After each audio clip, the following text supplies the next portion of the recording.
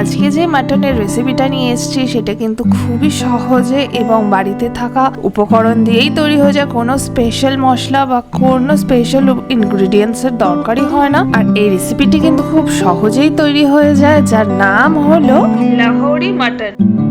নমস্কার, আমি অর্পিতা আর আপনারা দেখছেন আমার চ্যানেল এপিস কুকিং কানেকশন। তো এই লাহোরি মাটন বানাতে যেসব ইনগ্রিডিয়েন্টসের দরকার একবার দেখে নেওয়া যাক।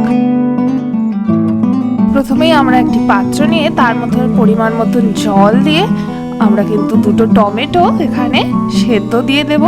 এই টমেটোটা কিন্তু হালকা সেদ্ধ করে আমাদের এই মাংসের গ্রেভির মধ্যে ইউজ করতে হবে।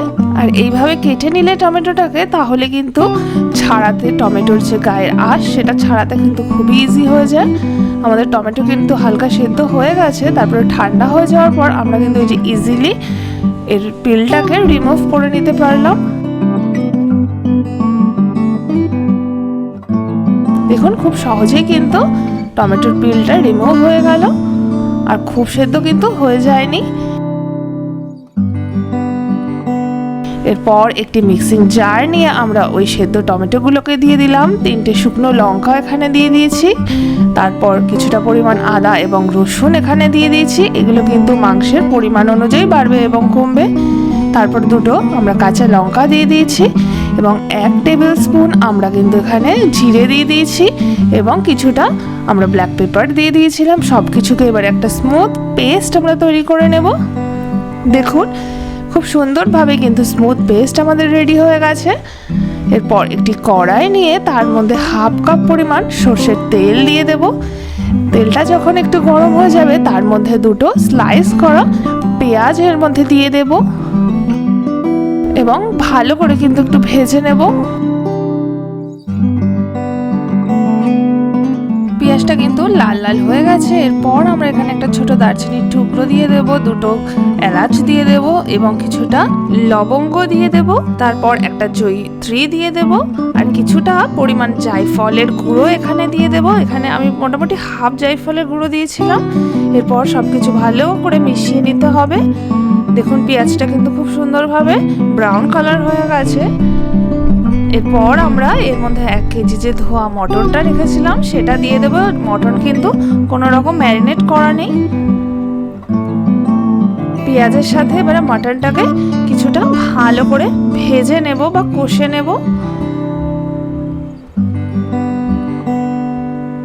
দেখুন মটনের কালার কিন্তু অনেক চেঞ্জ হয়ে গেছে। এরপর এর মধ্যে আমরা এক এক করে মশলা দিয়ে নেব। 1 টিস্পুন আমরা হলুদ গুঁড়ো দিয়ে দেব, তারপর 1.5 টিস্পুন আমরা ধনে গুঁড়ো দিয়ে দেব,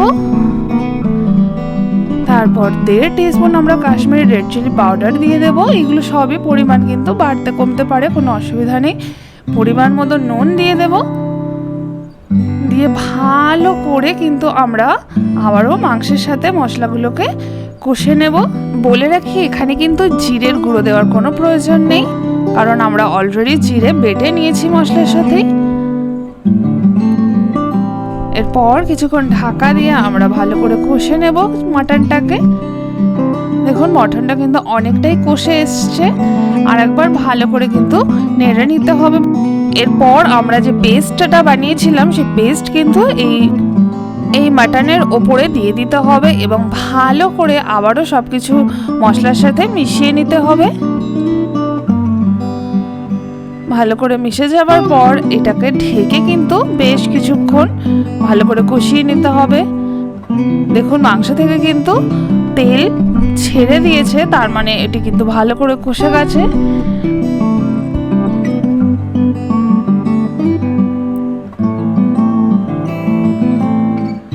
এরপর পরিমাণ মতন জল এখানে দিতে হবে, আর এখানে মনে রাখতে হবে অবশ্যই গরম জলই দিতে হবে। ঠান্ডা জল দিলে কিন্তু মাটনগুলো শক্ত থেকে যাবে। এখানে আমি পরিমাণ মতন জল দিয়ে ভালো করে নাড়াচাড়া করে একদমই অল্প পরিমাণ চিনি দিয়ে দেবো, যাতে টেস্টটা খুব ভালো আসে। এবং চিনিটা দেওয়ার পরও কিন্তু ভালো করে আমাদের মিশিয়ে দিতে হবে ঝোলের সাথে।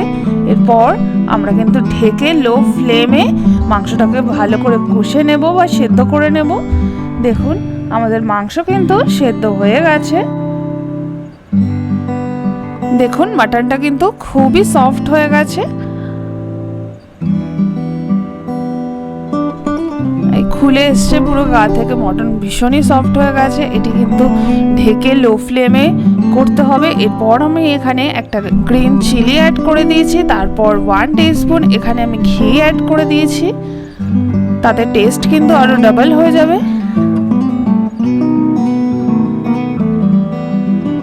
এরপর এখানে 1/3 টিস্পুন গরম মশলা অ্যাড করে দিতে হবে এবং সব কিছুকে খুব ভালো করে মিশিয়ে দিয়ে গ্যাসের ফ্লেম অফ করে কিছুক্ষণ ঢেকে রেখে দিতে হবে।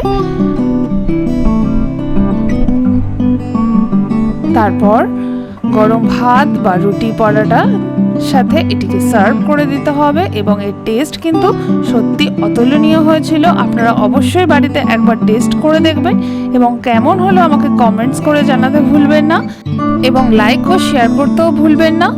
দেখা হবে নেক্সট অন্য কোনো ভিডিওয় অন্য কোনো রেসিপির সাথে। ধন্যবাদ।